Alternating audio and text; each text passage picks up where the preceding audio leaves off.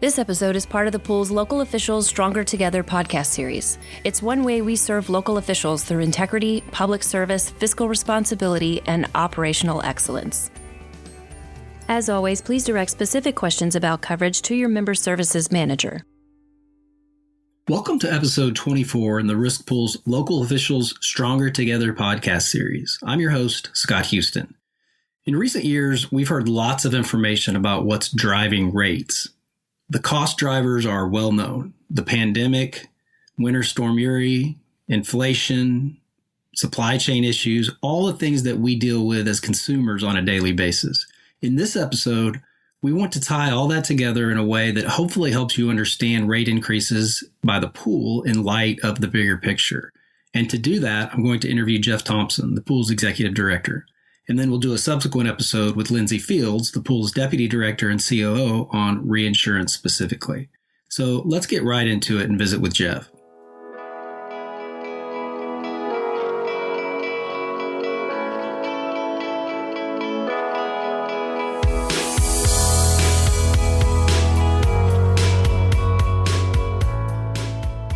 Okay, let's start off by talking about some of the things we've been hearing about in the news. Things like the pandemic's lingering effects and the importance of taking care of our first responders who get COVID and the high costs associated with that, the unprecedented statewide winter storm, and more recently, inflation and supply chain issues. Tell us your perspective on those things as executive director.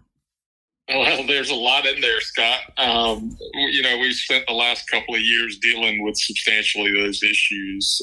Staff and board always start from a place of keeping rates as stable as possible.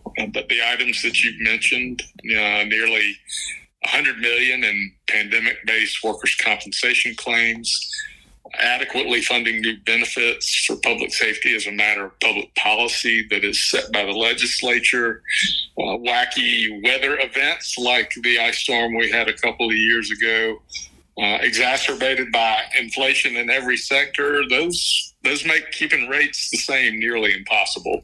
So it's really tough, right? It's about balancing our rate stability with, of course, making sure that the pool is financially sound to take care of members who have losses. Exactly. It's a challenge to keep rates low and still remain the gold standard by which our members can count on for the best protection. But what I love about what we do is that our very model of governance ensures that those competing priorities are not only discussed, but consensus and balance are found. Our staff and our board take these precepts of rate stability and doing what's right by our members, those precepts within our core values. They take those very seriously, and it's baked into every decision that's made. We also recognize that if we get it wrong, our members are going to vote with their feet. And the last couple of years, we've had nearly 100% retention of the membership, and in fact, added several more over that time. So let's focus on property rates for a minute. So this upcoming fund year, members will see a 6% rate increase for real and personal property coverage, along with a 12% inflationary factor to scheduled building values and an 8% inflationary factor on scheduled building contents values. Tell us about those increases and why the board thought those were necessary. Well, there are a number of factors that are driving those increases. I think inflation, everyone by now has a good understanding of that because, we're seeing that in every facet of our lives. But property coverage is driven by multiples of that inflation. And what I mean by that is that when you take the costs of goods and the increasing cost of labor, and then add escalating transportation costs, which require getting all of those goods and people to the places they are needed, the 5 to 7% rates are stacked upon one another and create a bit of an exponential increase. You're seeing other commercial carriers either leave the state or severely restrict their capacity or coverage because of the high cost of these losses. And that's crazy. I mean, I've seen a number of news articles about large insurance companies pulling out of certain markets or having stipulations to provide coverage. We can't do that. We're the provider for cities. And one thing that members, I think, need to know is that we'll talk about our finances and how stable we are and how we manage our money, but we don't take on losses all by ourselves, right? Right. Yeah, we have nearly 40 different reinsurance partners who we cede part of our risk to for those high claims. And, we pay a premium to those reinsurance partners. And those reinsurance partners have their own reinsurance partners who take part of their risk. This is a bit in the weeds, but those retrocessionaires, the reinsurers to the reinsurers, if you will, are demanding significantly more to put their capital at risk when they invest. Those prices, they get passed on to the reinsurers who then pass it along to us. Just to give you an idea, in the upcoming year, we'll spend 52% more for our reinsurance program this year than we did last year, or nearly $15 million in real terms.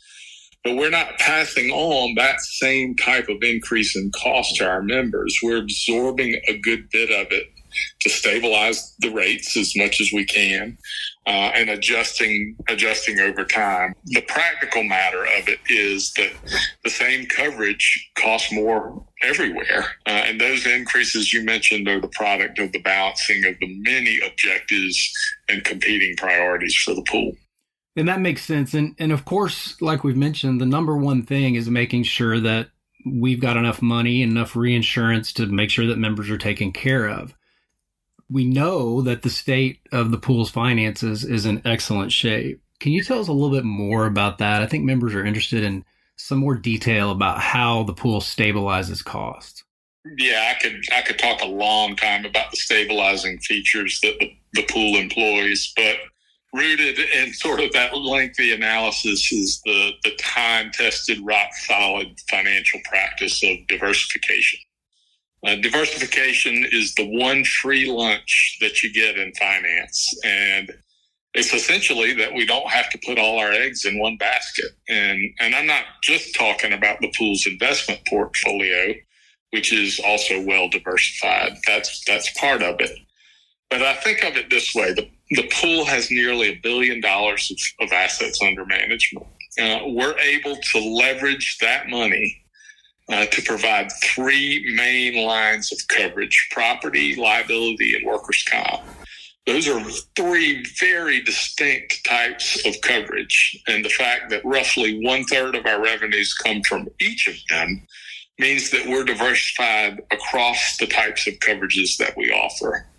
The pandemic was a bit of an anomaly in that one year we got tons of new COVID workers' compensation claims, which parenthetically were the second largest loss in the pool's history. And on top of that, we got the third largest loss in the pool's history with the winter ice storm.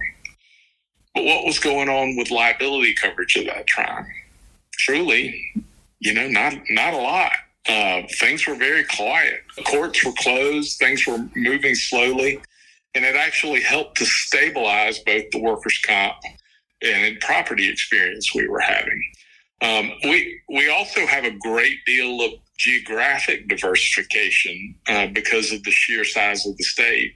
Hurricanes and hail, for example, hit in pinpoint areas, not wide swaths of the state. And that's why that geographic diversification also pays off.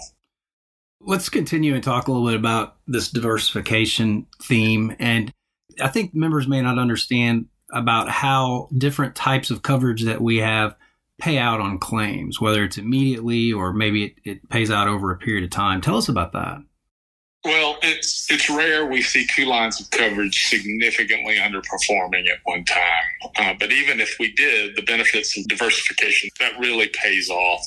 I could go even deeper and talk about cash management and the very diversified nature of our cash management needs based on those types of coverage. For example, property is paid out very quickly, normally within 6 months. Liability claims, on the other hand, have a maturity of anywhere between 6 months and 3, 4, possibly even 5 years.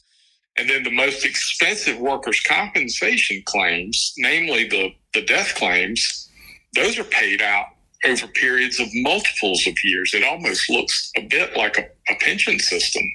We set up a claim a couple of years ago that we expect to make payments on for over 50 years. And we still have open claims from the 1970s. So that diversification of cash flow is really one of the stabilizing features of the risk pool. I think that's one of the most interesting things that a lot of city officials that I've talked to weren't aware of are those workers' compensation claims. When a first responder or other employee dies, if they're married, their spouse is entitled, in most cases, to lifetime income benefits. So that can account for millions of dollars over the course of the claim, but it's being paid out, like you said, over decades in some cases. So I think that's interesting as well. So, you and I were talking the other day at the office, and you threw out a statistic about the pool's budget in comparison to the largest cities who mostly self-insure their things. And I thought it provided a really good perspective. Can you share, you remember what I was talking about? Can you share that with the members? Yeah, I mentioned earlier that the pool has accumulated nearly $1 billion in assets, and it's kind of hard to get your arms around those kind of numbers. Let me put that in context.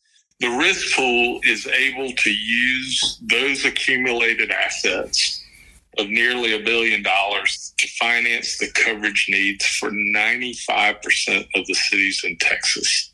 And that number, that accumulated asset, or the accumulated assets that we have, that is less than the annual budgets of each of the top 5 largest cities in Texas. And our own annual operating budget, which is somewhere around $300 million, is less than half each of the top 10 largest cities in Texas. In other words, the mechanism that we're using and really leveraging the power of that diversification and the camaraderie of our members, that's incredibly efficient. And much of that is really due to the diversifying nature of the way that the pool goes about its business. I think that's a really good point. And you mentioned 95% of the cities in Texas that we cover for less than the annual budget of the top 5 cities. And I don't know that all city officials know that there's 1,200 cities in Texas, and the pool covers, 1,100 or so, about the same number as the municipal league has as membership. So you're talking about, over 1,000 cities that's covered for that amount. So it's really a stunning statistic to talk about. Well, this is really important stuff. And I think the more that we can share with members about rates and contributions and why things are the way they are, the more members will continue to trust in our partnership. So let me ask you this. Is there anything else that you'd like the members to know while you've got kind of this pulpit to speak from? Yeah, you've been talking about the diversifying nature of our coverage offering, and we are about to categorize cyber as a 4th major line of coverage. It's a strategic initiative of the pool's board to make sure that our members have a modicum of coverage in that area. I think Lindsay's going to talk really more about the specifics of that program in a future episode, but generally speaking, providing cyber right now is a big unknown. That cyber liability coverage, coverage for things like ransomware, which has been in the news and periodically is in the news. We're being very careful about the way we roll those coverages out and structure the finances. We've got nearly 50 years of loss history for workers' comp and liability and property, and the overall industry has well over 100 years of history. We understand the broad trends and triggers within those 3 major lines of coverage. Cyber, however, is really at a nascent state. There's not years and years of loss history. And quite frankly, no one knows what a catastrophic cyber claim looks like on a global or national level. So we're using the very precepts that I've already talked about: stable rates, loss prevention, a governance informed and driven by city officials. And we're overlaying the cyber exposure on that. And staff and board is working to thoughtfully build the pool's capacity, both from an intellectual capital standpoint, a thought leadership standpoint, and a coverage standpoint. I'll expect that we'll start a full-fledged cyber fund next year. We kind of have a side coverage now that's available, but that full cyber fund next year, we'll ask members to likely sign new interlocal agreements for that fund. So stay tuned on that one. We're beginning to see some big changes in the cyber coverage marketplace, and we're trying to position the risk pool in a way that continues to help our members with that ever-changing risk. I think that's a great point. Cyber is one of the few things that a member can really have a great deal of control over, whether they get hit by a cyber attack or a phishing campaign, because in many cases, it's an employee who's clicking on a link or entering information that starts that whole process. So I think it's really important, and I'm glad you talked about cyber as the kind of the last thing to mention. I do want to mention that the pool is making efforts now, in addition to other podcasts that you can listen to. There's 2 podcasts, How to Protect Yourself from Cybersecurity. We have a cyber risk services manager, Ryan Burns is his name. If you have questions about cyber or about anything else that Jeff has talked about in this episode, be sure to contact me. You can find the contact information on the webpage, and we'll be happy to answer your questions or visit with you about what's going on. So, Jeff, thanks for joining me today. Appreciate it. You bet, Scott. Thank you. And in a future episode, Jeff mentioned we'll talk a little bit more in detail about how the reinsurance process works with Lindsay Fields, our deputy director. So stay tuned for that. We'll talk soon. To review written materials associated with the presentation or to ask Scott a question, please visit www.tmlirp.org and click on the Stronger Together podcast link. Please remember that the information in this episode is provided for informational purposes only and doesn't constitute legal advice. We recommend that you review the podcast and the accompanying written materials with your attorney prior to taking action.